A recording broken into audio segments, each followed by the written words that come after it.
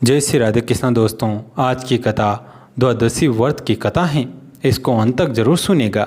द्वादशी व्रत में सुबह व्रतियों को स्नान ध्यान करके पहले गाय की पूजा करनी चाहिए, इसके बाद बछड़े की पूजा करनी चाहिए। इनके साथ ही अपने कुल देवी देवता और श्री कृष्ण की पूजा करनी चाहिए। इस व्रत को लेकर कई कथाएँ प्रचलित हैं, जिनमें एक साहूकार के पोते की कथा और गाय के बछड़े की कथा प्रचलित हैं। एक गांव में एक सास बहू रहती थी। उनके पास 2 बछड़े और एक गाय थी।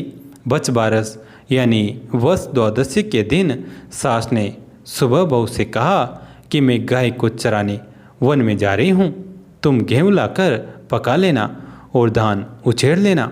बहू ने किसी काम में व्यस्त थी और सास की पूरी बात समझ नहीं पाई।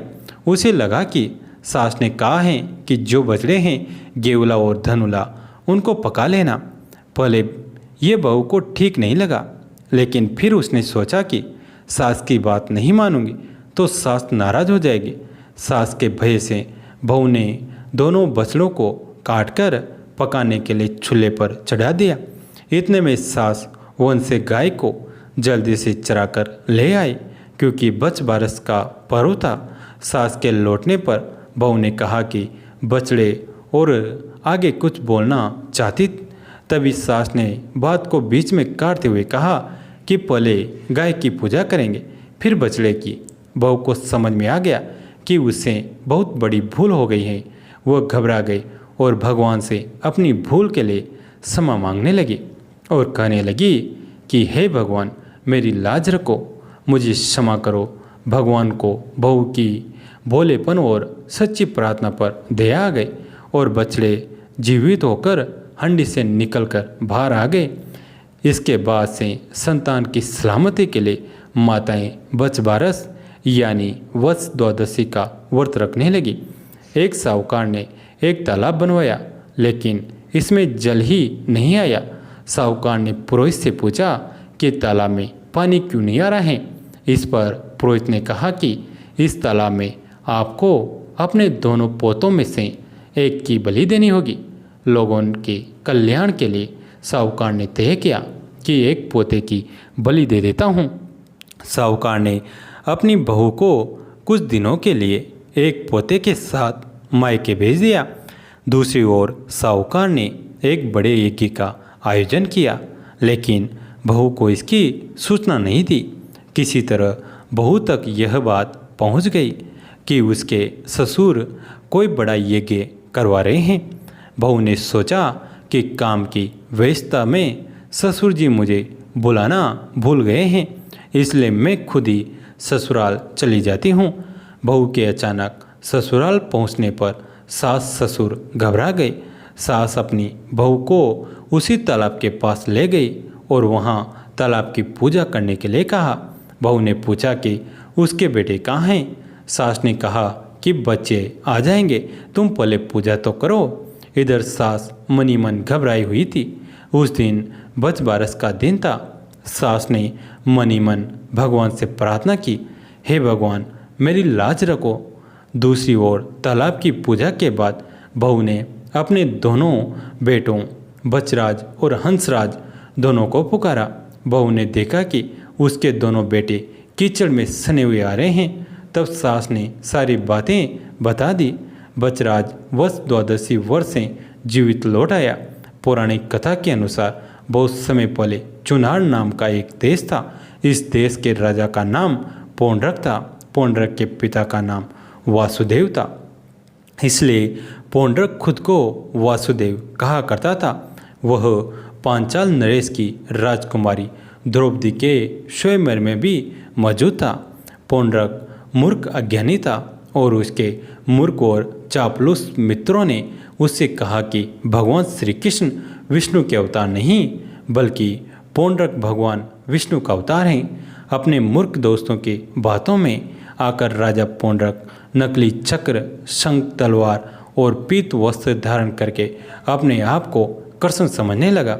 एक दिन राजा पौंड्रक ने भगवान श्री कृष्ण को यह संदेश भी भेजा कि उसने धरती के लोगों का उद्धार करने के लिए अवतार धारण किया है, इसलिए तुम इन सभी चिन्हों को छोड़ दो, नहीं तो मेरे साथ युद्ध करो।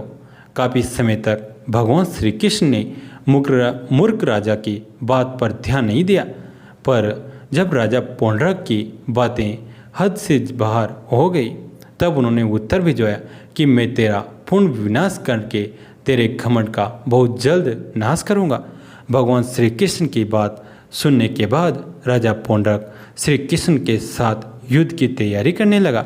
अपने मित्र काशीराज की मदद पाने के लिए काशी नगर गया। भगवान श्री कृष्ण ने पूरे सैन्य बल के साथ काशी देश पर हमला किया। भगवान श्री कृष्ण के आक्रमण करने पर राजा पौंड्रक और काशीराज अपनी अपनी सेना लेकर नगर की सीमा पर युद्ध करने आ गए। युद्ध के समय राजा पौंड्रक ने शंख, चक्र, गदा, धनुष, रेशमी पीतांबर आदि धारण किया था और गरुड़ पर विराजमान था। उसने बहुत सी नाटकीय तरीके से युद्ध भूमि में प्रवेश किया। राजा पौंड्रक के इस अवतार को देखकर भगवान श्री कृष्ण को बहुत ही हंसी आई। इसके बाद भगवान श्री कृष्ण ने पौंड्रक का वध किया और वापस द्वारिका लौट गए।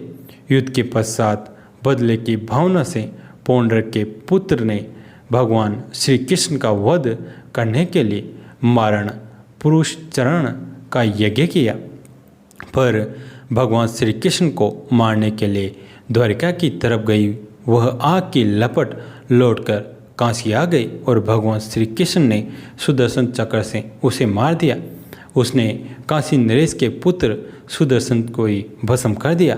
कृष्ण द्वारा द्वादशी व्रत का महात्म्य युधिष्ठिर ने कहा, भगवान सब प्रकार के उपवासों में जो सबसे श्रेष्ठ महान फल देने वाला और कल्याण का सर्वोत्तम साधन हो उसका वर्णन करने की कृपा कीजिए। श्री भगवान बोले, महाराज युधिष्ठिर, सावन महीने में द्वादशी तिथि को उपवास करके जो श्रीधर नाम से मेरा पूजन करता है वह पंच यज्ञों का फल पाता है। नरेश्वर भाद्रपद मास की द्वादशी तिथि को उपवास करके हर्षिकेश नाम से मेरा अर्चन करने वाले को सोत्रामणि यज्ञ का फल मिलता है। महाराज अश्विनी की द्वादशी को उपवास करके जो पद्मनाभ नाम से मेरा अर्चन करता है उसे 1000 गोदान का फल प्राप्त होता है। राजन, कार्तिक महीने में की द्वादशी तिथि को व्रत रखकर जो दामोदर नाम से मेरी पूजा करता है उसको संपूर्ण यज्ञों का फल मिलता है। नरपते, जो द्वादशी को केवल उपवास ही करता है उसे पूर्वोक्त फल का आधा भाग ही प्राप्त होता है। इसी प्रकार श्रवण में यदि मनुष्य भक्ति युक्त चित्त से मेरी पूजा नहीं करता है वो मेरी सालों के मुक्ति को प्राप्त होता है। इसमें तनिक भी अनित्य विचार करने की आवश्यकता नहीं है। उपयुक्त रूप से प्रतिमास आलस्य छोड़कर मेरी पूजा करते करते जब 1 साल पूरा हो जाए तब पुनः दूसरे साल भी मासिक पूजन प्रारंभ कर दे। इस प्रकार जो मेरा भक्त मेरी आराधना में तत्पर होकर 12 वर्ष तक बिना किसी विघ्न बाधा के मेरी पूजा करता रहता है वह मेरे स्वरूप को प्राप्त हो जाता है। राजन, जो मनुष्य द्वादशी तिथि को प्रेम पूर्वक मेरी ओर वेद संहिता की पूजा करता है उसे पूर्वोक्त फलों की प्राप्ति होती है, इसमें संशय नहीं। जो द्वादशी तिथि को मेरे लिए चंदन, पुष्प, फल, जल, पत्र अथवा मूल अर्पण करता है उसके सम्मान मेरा प्रिय भक्त कोई नहीं है। नरश्रेष्ठ युधिष्ठिर, इंद्र आदि संपूर्ण देवता उपयुक्त विधि से मेरा भजन करने के कारण ही आज स्वर्गीय सुख का उपभोग कर रहे हैं। दोस्तों, कैसी लगी है कहानी कमेंट करके जरूर बताएं। वीडियो को लाइक करें, चैनल को सब्सक्राइब करें, घंटे के बटन को दबाकर ऑल पर क्लिक करें। दोस्तों, इस कहानी को अपने दोस्तों के साथ, फैमिली के साथ शेयर जरूर करें। कहानी तक सुनने के लिए आप सभी का तहे दिल से धन्यवाद।